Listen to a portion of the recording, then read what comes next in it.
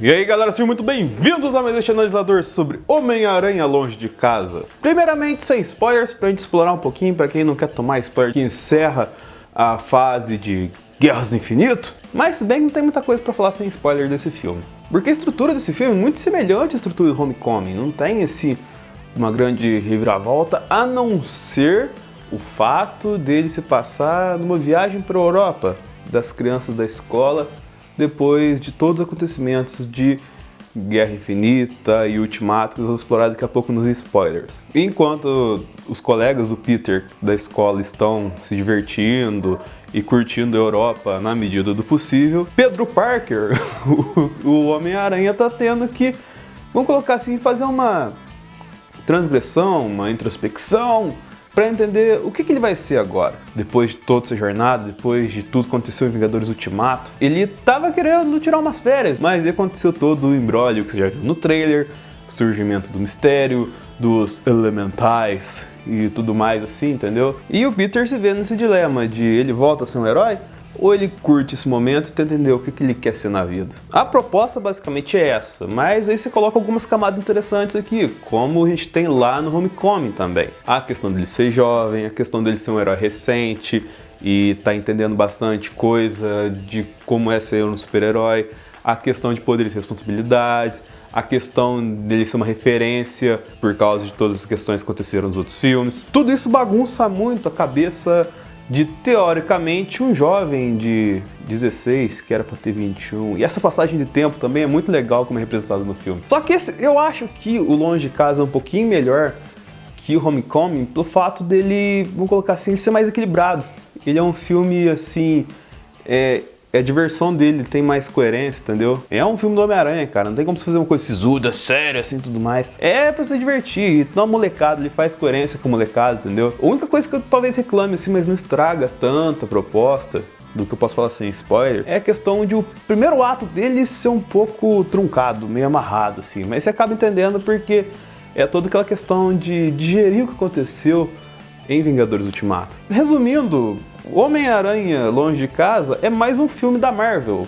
Se você tem questão de controlar a expectativa, a gente fala sempre quando eu falo da Marvel aqui, que não tem como você querer esperar alguma coisa megalomaníaca, gigantesca, de um filme de herói solo. O Homem-Aranha é um filme que é muito importante para o Homem-Aranha, ele não vai explodir a Marvel, assim, isso geralmente acontece nos Vingadores, você sabe muito bem disso, você acabou de sair de uma experiência maluca. E aliás, eu vou voltar para uma experiência maluca, porque semana que vem o filme vai voltar pro cinema com o Hulk de CGI e bonecão lá. Então, no que diz respeito aos Vingadores, assim, não adiciona muita coisa, tipo, dá alguns panoramas de como está o mundo, mas em relação ao Homem-Aranha, é muito importante, principalmente pelos pós-créditos. E eu não posso mais me estender aqui, porque a partir de agora eu vou falar só coisa de spoilers, então se você não quer ter sua experiência estragada, infelizmente, tem várias opções no canal Analisador, você vai curtir pra caramba, mas agora eu tenho que falar de spoilers, galera. Eu sei que você estava esperando por isso. Porque aí nós somos apresentados ao Blip. O que é o Blip? O Blip são as consequências do que tivemos entre Guerra Infinita e entre Ultimato. É o efeito que acontece quando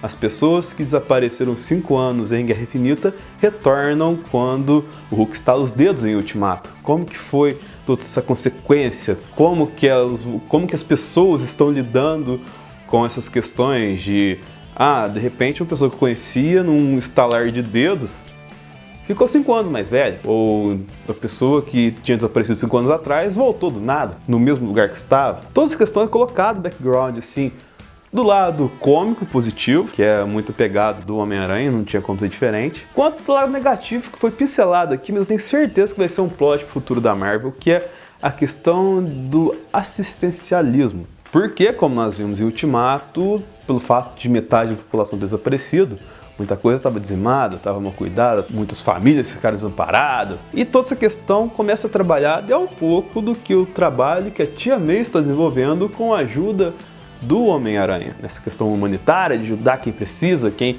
ficou desamparado por conta do Blip. E qual que é o papel do Peter Parker nessa história toda, inicialmente? Na verdade, nem ele sabe, como eu disse na parte sem spoilers ali. Porém, ele começa a ser perguntado por algumas coisas. Como ficou os Vingadores? O que vai acontecer agora? Ninguém faz a menor ideia depois dos acontecimentos de Ultimato. Está numa fase bem de luto, numa fase bem posterior aos ocorridos de Ultimato mesmo. Está tendo muita homenagem aos heróis que se foram, principalmente a Tony Stark, porque O legado dele tem total peso aqui, as pessoas têm noção do que ele fez para salvar todos nós, teoricamente. Então, para todo canto que você vai no mundo, você tem referências e homenagens a Tony Stark. E uma parte interessante do plot do filme é como que o Peter está lidando com o luto da perda do Tony. Porque era a grande referência dele, não era só dos Vingadores. Desde a primeira aparição do Homem-Aranha, ele lidando diretamente com o Homem de Ferro, entendeu? Ele tinha uma questão muito paternal. Teoricamente, o Ultimato só deu certo porque o Homem de Ferro foi salvar o Homem-Aranha. Então, mal e porcamente comparando, como até o próprio Tom Holland disse em uma entrevista, o Tony Stark é o tio Ben dessa geração. E aí começa a desenvolver todo o mistério do filme. E, na verdade, eu já tinha cantado essa pedra lá atrás, e muitos não quiseram acreditar. Não existe multiverso, talvez exista no futuro? Talvez exista no futuro. Mas até o momento não. Era uma lorota do Beck. E outra é que o poder do mistério foi uma sacada genial da galera, cara. Ele é um ex-funcionário do Stark que se juntou a outros ex-funcionários demitidos do Stark. E aí que é a questão que eu falei que se parece muito com o primeiro filme, que é basicamente a questão parecida que aconteceu com o Abutre, que se uniram para, entre aspas, serem os novos heróis dessa geração e fazendo o quê? Efeitos especiais, assim como o Beck nos quadrinhos mesmo. Ele queria destaque, ele queria status, ele queria assumir uma lacuna que está vaga. Por quê? Porque ninguém sabe mais nada sobre os Vingadores no momento do filme. Na verdade, essa é a grande incógnita que Longe de Casa nos traz. O que vai ser do futuro dos Vingadores? A gente não tem nenhuma noção de mais nada, entendeu? Depois de Ultimato, ninguém sabe de muita coisa, a não ser que o Visão morreu, Viúva Negra morreu, Tony Stark morreu e o Capitão América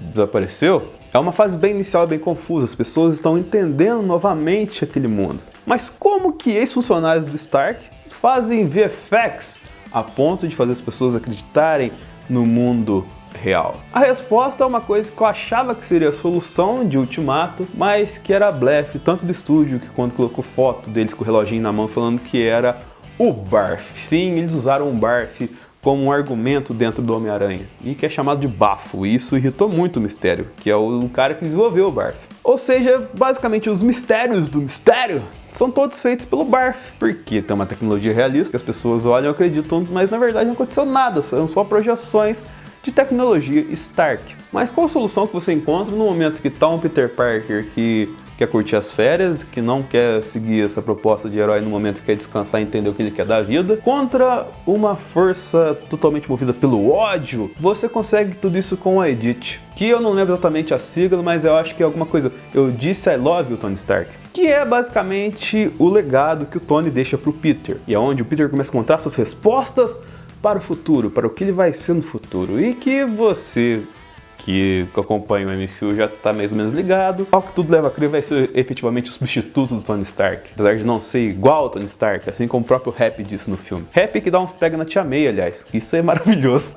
A Edith é uma conexão entre o Peter e a tecnologia Stark. É aí que ele faz uniforme novo, aquele uniforme furtivo lá é coisa do Nick Fury, mas o papel do Nick Fury basicamente é ele ser enganado pelo mistério para tentar manter o controle da Terra. Ele é uma figura decorativa ali. 2 vezes, aliás, mas eu vou explicar isso no final. E aí, depois de uma jornada maravilhosa pela Europa, onde o Peter vai parar na Holanda, no meio de torcedores holandeses de futebol, ele consegue encontrar isso com a ajuda do Happy Hogan. Qual que é o papel dele ali na história, entendeu? Qual que é o papel dele em todo esse contexto? No momento, é só ser o cara que vai substituir Tony Stark. E ele assume esse legado, e adianta a proposta à frente, e toca todo esse legado que o Tony deixou pra ele, através da Edith, para derrotar o mistério. Isso na parte heróica do filme. Tem todo um background, que é essa questão que a gente tá falando do Peter se encontrar com uma pessoa, que é a questão, logicamente, do romance dele. Como eu disse, o filme é muito parecido com o primeiro. Ele é muito baseado no estilão de narrativa de anos 80, de cara, tá certo que eu tenho a proposta do dia, mas a minha grande missão hoje é encontrar o amor da minha vida. E é toda essa questão que se desenvolve aqui na Europa, que é o lugar do amor, da paixão, da inspiração, e jovens se pegam lá, e aí começa a desenvolver a relação dele com a MJ. A MJ, que não é Mary Jane, mas que vai ser Mary Jane porque é MJ, Marvel. Ela é a motivação atual do Peter Parker, é a pessoa que faz o gatilho pra ele correr atrás das coisas. Só que dessa vez, o nosso macaco noturno, que aliás, nome maravilhoso que eles deram pro Peter Parker no ar desse filme, ele não acaba ao léu, assim como foi com a filha do Abutre lá. Ele aqui, ele acaba tendo um crushzinho agora. Ele tem um amorzinho, alguém pra dividir o Netflix com ele. E quando ele consegue ter esse encontro básico com a questão emocional e entendendo o propósito dele como herói, ele consegue encontrar a sintonia fina de uma coisa que é muito importante, que foi demonstrado de modo maravilhoso aqui, junto com o poder do mistério, que é o sentido do Aranha. Cara, eu acho que são os dois pontos fortes do filme.